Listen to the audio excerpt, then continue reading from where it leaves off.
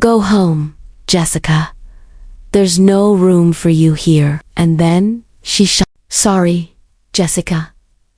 Strict capacity limit. We didn't get your RSVP in time. My mother's voice was a whisper, but it cut through the freezing Wisconsin air like a blade. I stood on the porch of the massive lakeside lodge, holding my 6-year-old son Benjamin's hand. His little grip tightened in mine. Inside, I could hear laughter, the clinking of glasses, the warmth of a fire. But here, outside the heavy timber door, the wind off Lake Geneva bit into our faces. Mom, I said, my voice steady despite the shock. It's Christmas Eve. Grandma invited us. Capacity limit, she repeated, her eyes cold, devoid of any recognition that I was her daughter or that Benjamin was her grandson. Go home, Jessica. There's no room for you here. And then she shut the door. The sound of the latch clicking into place echoed in the sudden silence. Before I tell you what my grandmother did when she found out about this lie, and trust me, you're going to want to hear it, drop a comment and let me know where you're listening from tonight. I always love seeing how far our community reaches. I didn't cry. I didn't beg.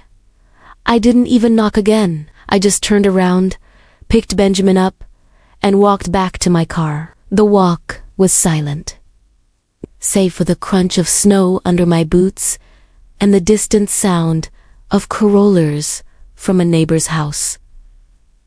Benjamin was sobbing quietly against my shoulder. Grandma hates me, he whispered, his voice muffled by my coat.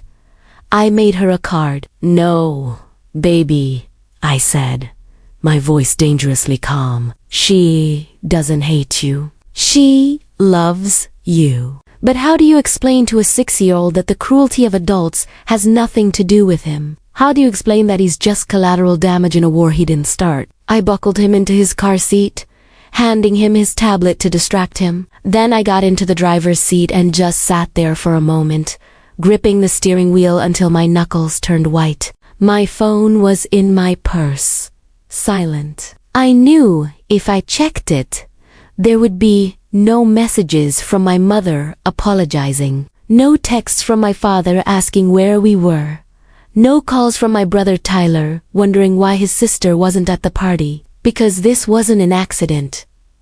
This was the pattern. For years, I dragged around an invisible chain. It was heavy, made of hope and guilt, and the desperate need for validation. I'd convinced myself that if I just tried harder, if I was just more successful, more compliant, more perfect, they would finally see me. I'd paid for my own college while they funded Tyler's 3 failed startups. I'd bought my own car while they leased Tyler a luxury SUV.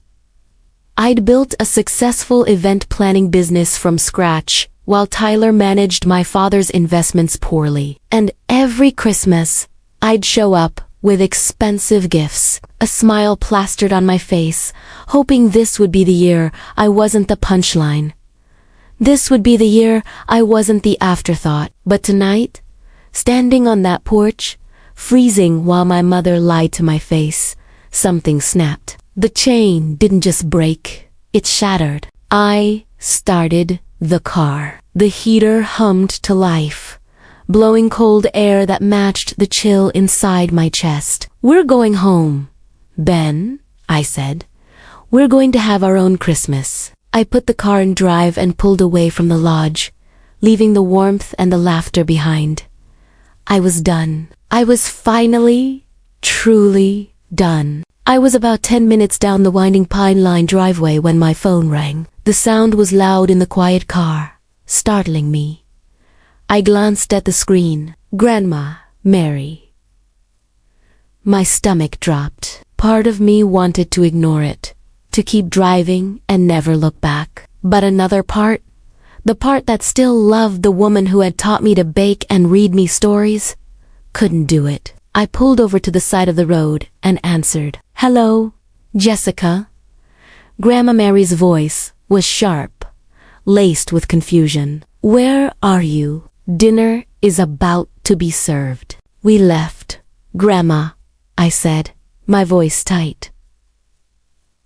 Mom told us. She said there was a strict capacity limit. She said we weren't on the list. There was a silence on the other end, so profound I thought the call had dropped. Then Grandma Mary spoke again. Her voice was low, dangerous, a tone I had never heard directed at me.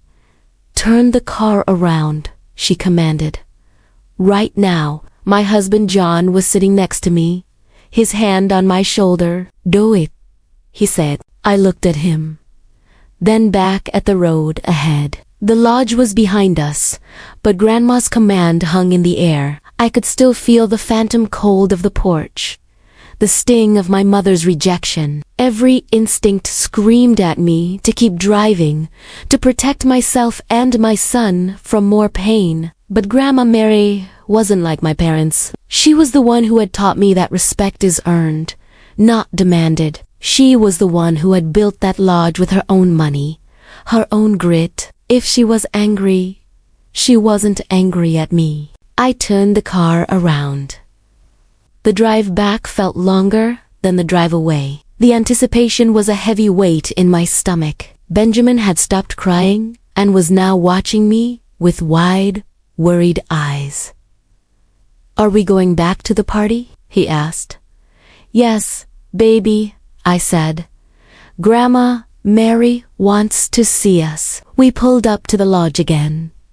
This time, Grandma Mary was waiting on the porch. She stood under the warm glow of the lanterns wrapped in a thick wool coat, her silver hair shining in the light. My parents were nowhere to be seen. As we got out of the car, Grandma Mary walked down the steps, her gaze fixed on me. She didn't look angry. She looked formidable. Jessica, she said, pulling me into a hug that smelled of lavender and wood smoke. Then she knelt down to Benjamin's level. I am so sorry I wasn't at the door to greet you, my little man. I was busy in the kitchen, but I'm so happy you're here. Benjamin's face lit up, the tears forgotten. I made you a card. I can't wait to see it, she said, taking his hand. Come inside. It's too cold out here. She led us into the lodge. The music stopped as we entered. The conversation died down. My mother, father, and brother Tyler were standing near the fireplace, drinks in hand, looking like the picture-perfect family they pretended to be. When they saw us, their smiles faltered. My mother's face went pale. Grandma Mary didn't hesitate. She walked straight to the center of the room, still holding Benjamin's hand, and raised her voice. Everyone, may I have your attention, please? The silence was absolute. Even the fire seemed to quiet down. Tiffany, Grandma said, turning to my mother. Her voice wasn't loud, but it carried to every corner of the room. Would you, please, join me? My mother walked forward, her heels clicking on the hardwood floor. She looked nervous, glancing around at the guests as if searching for an escape route.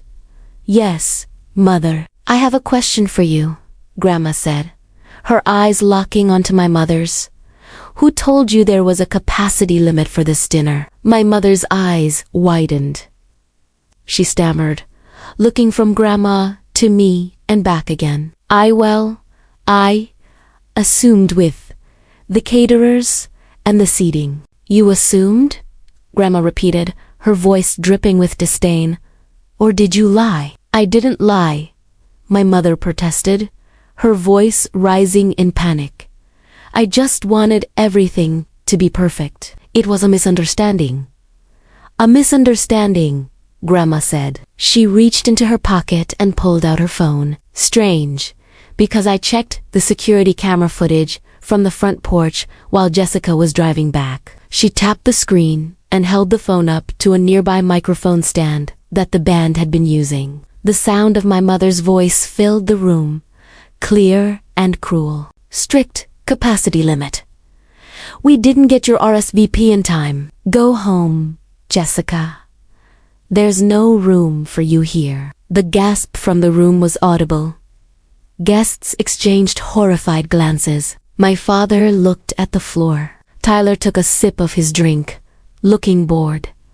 But my mother stood frozen, her face a mask of humiliation. The social veneer she had spent her life polishing was shattered in seconds. Grandma Mary looked at her, then at the silent room. "There is always room for family in this house," she said, her voice shaking with suppressed rage, "unless that family decides to close the door on their own blood." She turned to me, her expression softening. "Jessica, you and Benjamin and John, sit here next to me." She pointed to the seats of honor at the head of the table. My mother sat down, weeping into a napkin. It was a performance I'd seen 1,000 times. The martyr, the victim of her own good intentions. "I'm just so stressed," she sobbed, looking around for sympathy that wasn't there. "I wanted tonight to be perfect for you, Mother. I thought if there were too many people, it would be overwhelming. I made a mistake. I'm only human." My father moved to comfort her, placing a hand on her shoulder. "She's been under a lot of pressure, Mom," he said to Grandma. "Let's just move past this. We're all here now."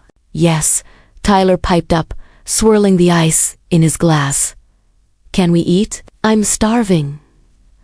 Grandma Mary didn't sit. She remained standing at the head of the table, her hands resting on the polished wood. She looked at my mother, then at my father, and finally her gaze landed on Tyler.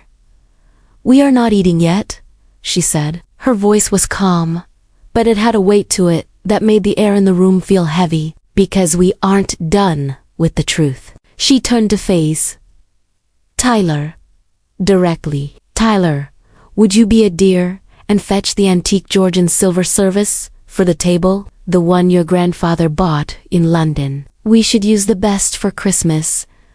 The room went still. I frowned. The silver service was massive, a tea and coffee set worth easily $50,000. It was kept in a locked display cabinet in the library. I knew every inch of it, because growing up, I was the only one allowed to polish it. Tyler wasn't allowed near it because he was clumsy and careless. Tyler froze. He blinked rapidly, a bead of sweat appearing on his temple despite the chill in the lodge. "A thaw. Silver," he stammered.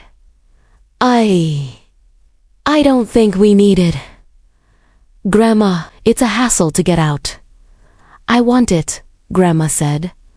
"Go get it." It's not there," he mumbled, his eyes darting to my parents. My father stiffened. My mother stopped crying instantly, her face going from flushed to gray. "Not there?" Grandma asked. "Where is it?" "I sent it out." My father interjected quickly, his voice too loud. For professional cleaning, as a surprise for you, Mom. We wanted it to shine." "Professional cleaning," Grandma repeated. She reached into the pocket of her wool coat again. This time, she didn't pull out a phone. She pulled out a slip of pink paper. She slid it across the table toward my father. "Is fast cash pawn and loan a professional cleaner, Zachary." My father looked like he'd been punched in the gut. Tyler dropped his glass. It shattered on the hearth, the sound exploding in the quiet room. "I found this in Tyler's room this morning," Grandma said, her voice like steel. $50,000 worth of heirlooms pawned for $4,000 to cover what? More gambling debts? Another investment. She turned to my mother. "And you knew. That's why you didn't want Jessica here tonight." The realization hit me like a physical blow. It wasn't just about capacity. It wasn't just about me being the scapegoat. "I would have noticed," I whispered. "I always check the cabinet. I always polish the silver on Christmas Eve." "Exactly," Grandma said. "You needed Jessica gone, not because she's difficult, but because she is the only one in this family with enough integrity to notice a crime. You turned away your own daughter to protect a thief. The silence in the room was no longer just awkward. It was disgusted. The wealthy guests, the neighbors, the friends, they were looking at my parents and brother, not as peers, but as pariahs. They weren't just mean, they were criminals. Tyler stood up, his face red. It was my inheritance anyway. I just took an advance. It was not your inheritance, Grandma snapped. It was my legacy. And you sold it for scrap. Grandma Mary didn't yell. She didn't throw things. She simply walked to the fireplace, picked up a poker, and stoked the fire as if clearing the air. Zachary. Tiffany, she said, her back to them. The guest cottage, you have lived there rent-free for 10 years. You have treated it as your birthright.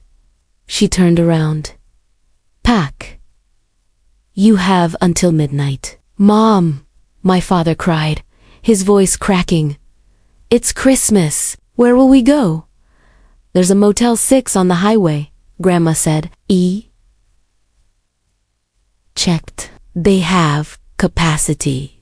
And Tyler, she continued, looking at my brother who was now slumped in a chair, head in his hands. You are no longer welcome on this property. I am removing you from my will first thing tomorrow morning. The entire estate, the investments, the land, everything goes to Jessica. You can't do that, my mother shrieked.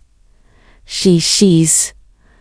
Jessica! She doesn't know how to manage an estate or family. I looked at them.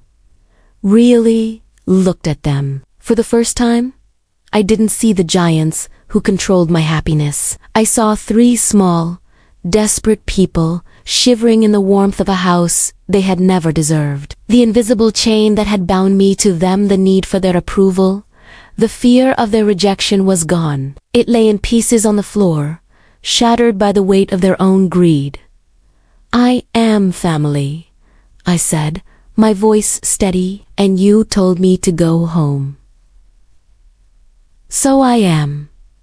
I gestured to the door. This is my home now. Please, leave.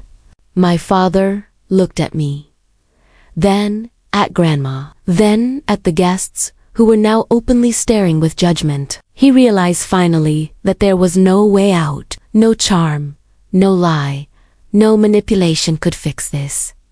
He grabbed my mother's arm.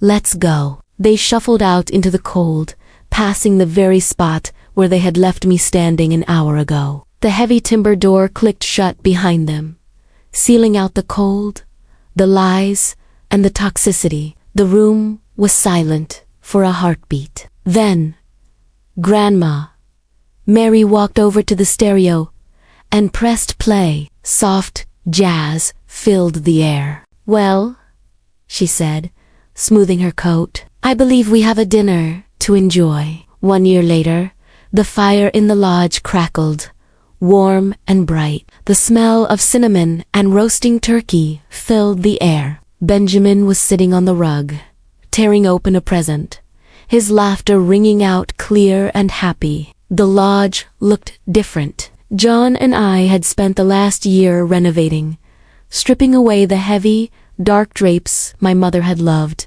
letting in the light. We'd turned the guest cottage into an art studio for Benjamin and a workshop for John. My parents were living in a 2-bedroom apartment in Milwaukee. I heard through the grapevine that they were bitter, isolated, and constantly complaining about how I had stolen their inheritance. Tyler was facing charges for fraud related to another investment scheme. I hadn't spoken to them since that night. Not once. I sat in the armchair by the fire, a mug of hot cocoa in my hands. Grandma Mary sat opposite me, dozing lightly, a contented smile on her face. I looked at the stockings hanging on the mantel. Jessica, John, Benjamin, Grandma. For the first time in my life, I didn't feel like I was auditioning for my seat at the table. I didn't feel the cold draft of impending rejection. I looked at the camera at you. If you are sitting there right now, feeling the ache of a family that doesn't see you, feeling the cold of a door shut in your face, I need you to listen to me. You are not the problem. You are not difficult, or too much, or not enough. You are simply in the wrong house. Don't stand on the porch waiting for them to let you in. Don't freeze yourself trying to be warm enough for people who are committed to being cold.